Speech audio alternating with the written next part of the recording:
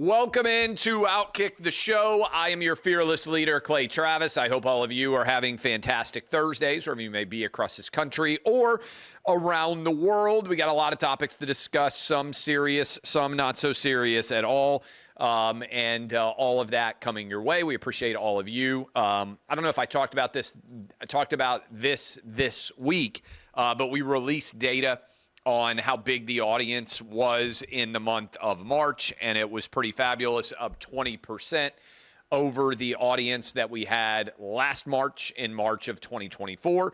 And if you pay attention at all to the online media marketplace, you know that people are fighting like heck to try and just stay even or avoid losing the audience that they have.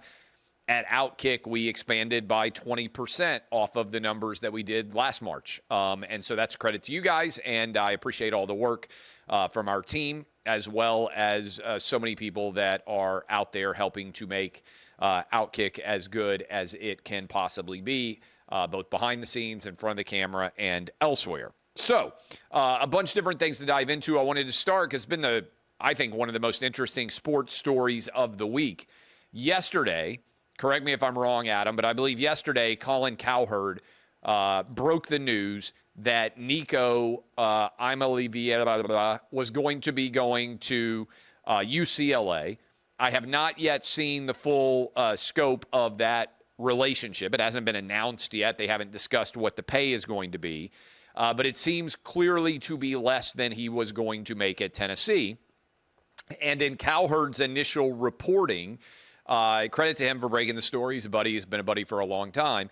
In Cowherd's initial reporting, he said that the family and the representatives of the family said, we're doing this because of the offensive fit and not because of issues with payment.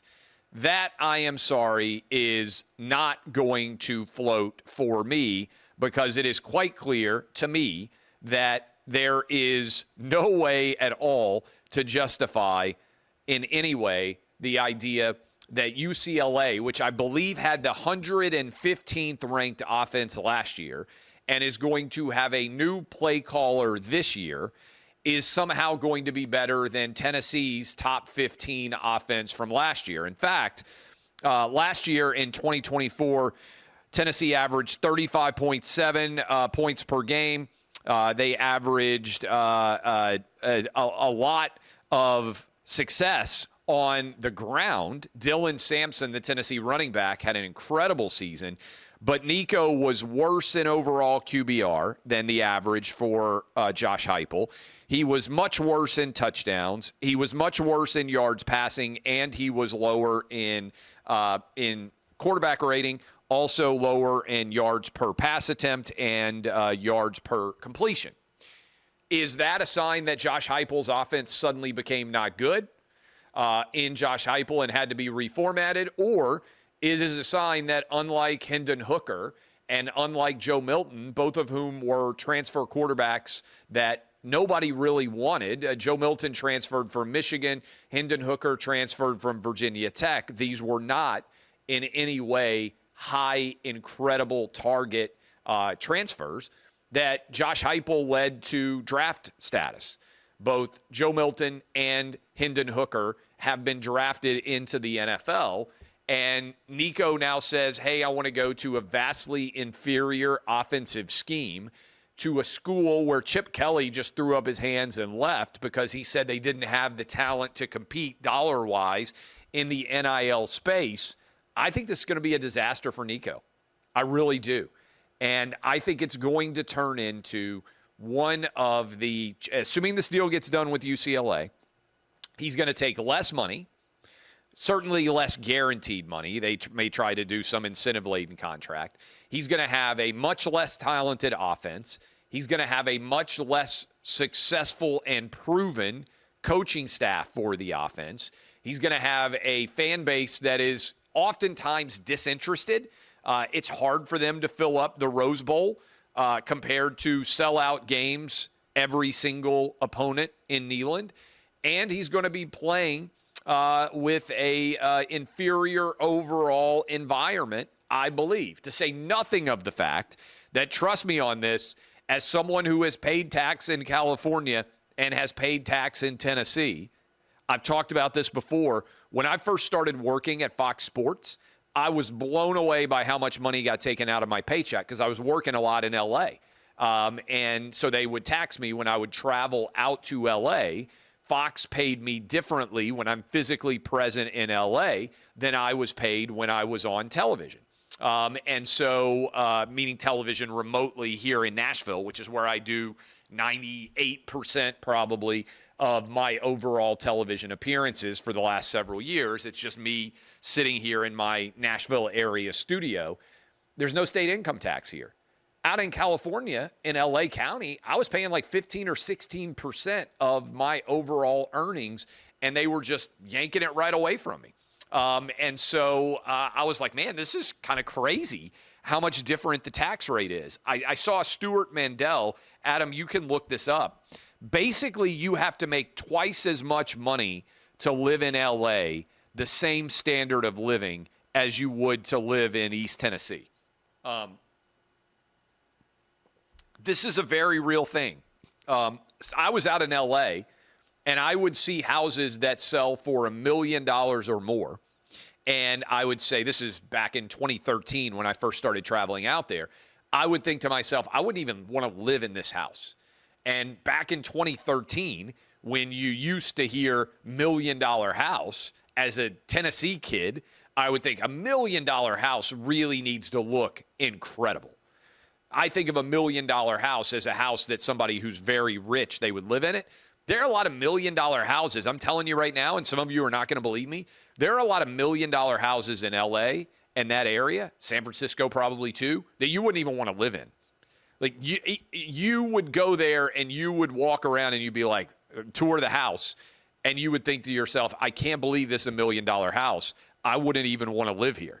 And the tweet from Stuart Mandel is, if your current income is $2.2 million in Knoxville, Tennessee, you need to live in the Los Angeles, Long Beach County area of California to have the same style of living, right? Same quality of life. You need to make $3.8 million. So Nico's money is going to go a lot less far. And even if he were making the same salary as what he was making in Knoxville, he is going to have a major pay cut that he's living with. And look, I said this as soon as this story broke, and I said it on Monday, and I'll echo it here again on Thursday. Every decision that you make cannot be primarily driven by finances. It can't be. Now, I was just having this conversation with somebody in sports media recently, just having a conversation. I was talking about, hey, there's a difference between, and I would say this for everybody, so let me just give you this advice. Most of the time, an extra $10,000 or $20,000 is not going to change your quality of life in a massive way. Now, there are differences, right? If you make 30 and you go to 50, that can make a big difference in your quality of life. If you make 50 and you go to 70, that can make a difference. But once you start to make a substantial salary, let's say if you make $100,000 a year, I'm telling you $10,000 to $20,000 is not going to massively change your quality of life. Okay, so once you get to the point where you can afford rent, where you can afford, basics of living, and there is a big difference between 30 and 50, and between 50 and 70, right? But once you get to a certain level, the dollars don't change your standard of life unless it's a substantial dollar figure. And I think the data reflects this. I think the data reflects for happiness that once you get to like $80,000, you're over a year, and hopefully you all get there one day, your overall quality of life doesn't change in terms of your perception. Now, where you live can matter, right? New York City, LA, it's different. But I would encourage you, if you're young, and this was my real point because different ages matter differently. If you're in your 20s, certainly if you're in your early 30s, you should be making decisions to set you up for money in your 40s and 50s. Because for most people, your income is going to peak in your 40s and 50s. Are there exceptions? Yes. Some people make more money in their 20s. Some people make more money in their 60s. For most people who are working for a living, your income is going to peak in your 40s and in your 50s. And then once you get past that, you start thinking about retirement, all those other different things. But when you're in your 20s, certainly when you're in your teenage years, you shouldn't be looking at what your salary is at your first job. You should be thinking, how does this set me up to be more successful down the road? And the worst thing about the Nico decision to me is not the pay decline. Because if you told me, hey, Nico was making $2 million a year at UCLA, and he decided to move to Tennessee, but they're only going to pay him $1 million a year, I would say, okay, that $1 million might not pan out. It stinks to take less money.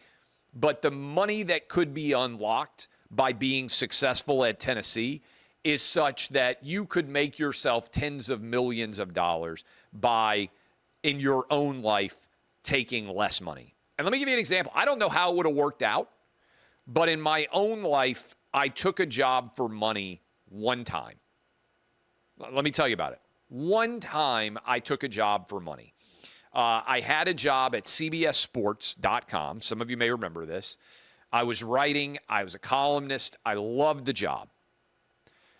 I left that job to go be an editor at Deadspin. And that's a promotion. It's a better job. I was making substantially more money.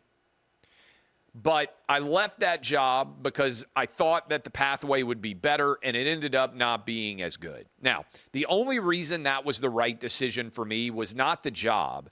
It was because I went to my employer and I said, can you match this salary? And I don't remember specifically, but I think I was making 50, and I was asking them if they could match 85. Let's just say that was the case. I think that was the case around 2006. That was a big jump. I wasn't making very much money, and I was going to be making $85,000 a year, something like that. And they said no. And when you get an offer offering you more money and your current employer can't match it, that to me is a sign that maybe you need to go. Not because of the money, but because what they are willing to pay you gives you some sense of how they value you. And if they can't get to the same level of value that somebody else can, it doesn't mean you should definitely leave, but it does mean that you may have reached the peak performance level from a salary perspective at your current job, or maybe they don't see you as being capable in the same way that the new job could. Now, I've then taken jobs that paid me less. And the reason why is because you have to think about what is the future of this job? Where can I go from here? And I've said for years and years, if you have a job and you don't want your boss's job, then you need to find something new to do because you're just punching the clock. I had that at a law firm. I took less money by far to go start writing about sports media than I would have made in a law firm. But I looked at my boss's job, named partner at a law firm, and I said, you know what? When I'm 25, 26, I was like, I don't really want his job. That doesn't seem like a job that I would love to have. There's nothing wrong with just doing a job. But if you're looking for a career and you don't want your boss's job, it's probably a sign that you're going to struggle to be super successful in it because you don't love what you're doing. And so anyway, I left the law firm that I was working at to make way less money writing about sports. Sometimes you have to go backwards in order to go forward. So I think about the Nico thing. He's gone to an entirely worse environment for less money. That's the worst possible situation. It's one thing to go to a better environment, take less money because you like the opportunity that you might have there. He has just failed on every level, and I actually feel sorry for him. I feel sorry for him because I think he's got the worst possible advisors. But that is the latest. He's going to go potentially to UCLA. I think he will fail there. I think he will have a poor situation around him, poor talent, poor blocking, poor offensive scheme. And I think his story is going to turn into very much of a cautionary tale going forward. Now, maybe I'm wrong. Maybe Nico is going to be unbelievable. Maybe he's going to win the Heisman Trophy with UCLA. Maybe he's going to be the best quarterback in football. I find that very unlikely based on what I saw him perform and do with Josh Heupel, with what I think is a better offensive system and what I think is better talent and a better situation overall. So we'll see how exactly that goes. Lee Corso. I want to give credit, commendation to Lee Corso, who spent 38 years with college football, with College Game Day, the headgear picks starting in the 90s. Lee Corso helped to make college football better than it would have been if Lee Corso had never been involved in college football. I think that's the best testament you can give somebody involved in sports media. He made something that we all loved better than it otherwise would have been if he had never done the job that he did. I hope in years and years down the line, I hope that you guys, whatever I end up saying, I hope you'll say, hey, Clay and OutKick made my life a little bit more fun than it otherwise would have been if you had never done what you did. There are lots of guys out there I think you can put in this category. I think you can put Dick Vitale in this category. I think Dick Vitale made college basketball better than it otherwise would have been. I'm talking about older guys. I think Chris Berman made ESPN SportsCenter far better than it would have been if he had never been involved there. I think that Lee Corso has done the same thing with college football. I think that Hubie Brown, old guy, made the NBA better than it otherwise would have been. I think John Madden made the NFL better than it otherwise would have been. Pat Summerall. There are a lot of people closer to my own age who have done this as well, but I'm talking about guys who were Brent Musburger. They all made the sport better, Keith Jackson, than it otherwise would have been if they had never been involved in the sport itself. And I think that's a tremendous credit to them. And I give a lot of commendation to Lee Corso, who made College Game Day the iconic hit show that it is because of his making the sport more fun than it otherwise would have been. I think college football, you guys know this, my favorite sport in America. I think college football is the best sport in America. And I think it's not only because of the stadiums and not only because of the players, but because the pomp, circumstance, and pageantry surrounding it. I've said this before, I'll say it again. If you told me, Clay, you only have one day left to live, how would you like to spend it? I think you could do a lot worse than going to an incredible college football game with your family, getting to spend that whole day there, tailgating, having drinks, having food, going into the stadium, watching a big game. In terms of sheer fun, I think it's really hard to beat a college football Saturday. And the best compliment that I can give is Lee Corso made what I think is the best day of sports in America, a college football Saturday, better than it otherwise would have been if he had never been involved in the sport at all. So I'm going to be watching on, I think it's August 30th when he says goodbye. I'm sure that will be an iconic day for college football fans. And I say that as someone who's been involved for years now with Big Noon. I think we're doing a really, really good job at Fox with Big Noon. Doesn't mean I can't also acknowledge Lee Corso at ESPN for what he's meant to college football and for the fact that he has been so good at what he does that he makes something that's spectacular and fun and brings so many people of so many different backgrounds together, college football, even better than it otherwise would have been if he had never been involved. So kudos to Lee Corso, and I look forward to you riding off into the sunset having made American sports and the best part of American sports, in my opinion, college football, better than it otherwise would have been. A couple of other stories out there, more serious. George Clooney sat down with Jake Tapper and said the reason he called out Joe Biden was because he thought it was important for Democrats to tell the truth. Okay, I'll say your timing was convenient on this. Let me say this.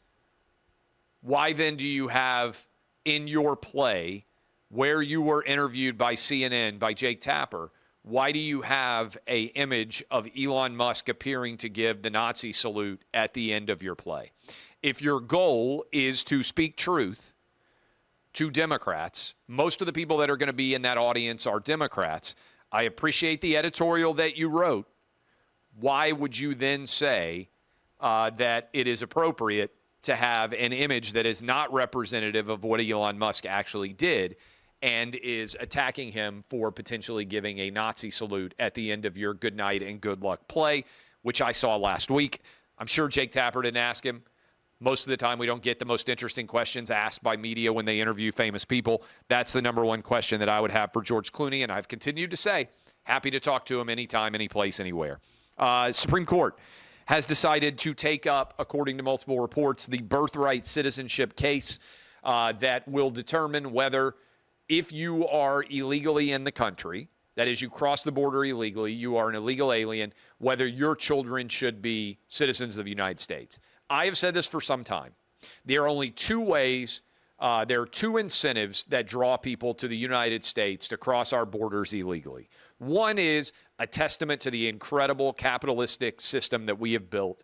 That is that there are better jobs, higher paying jobs here in the United States than there are in virtually any Latin American country, any African country, most Asian countries.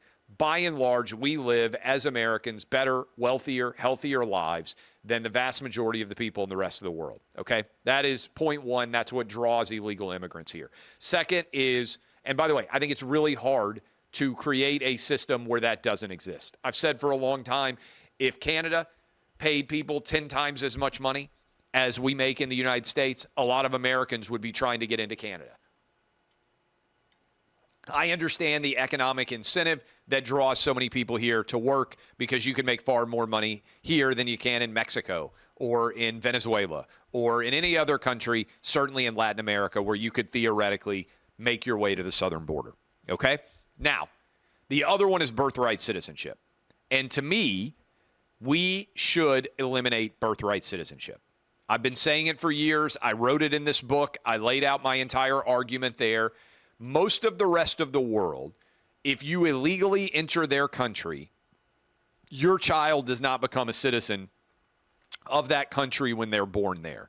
Doesn't happen in China, doesn't happen in Japan, doesn't happen in much of the G7. I think it's only us in Canada, if I'm not mistaken. It's a vestige, in fact, of colonialism, which nobody talks about. What do I mean by this? Back in the day, when the colonies existed, if you were in England and you were deciding you were going to go to the United States, they told you, hey, rest assured, your kids will still be British subjects.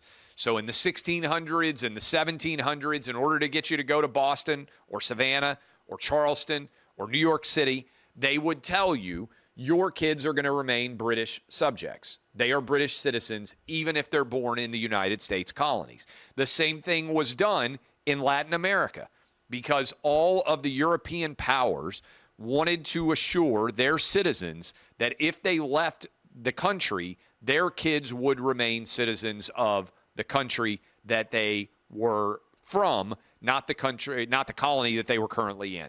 Okay? That's stuck.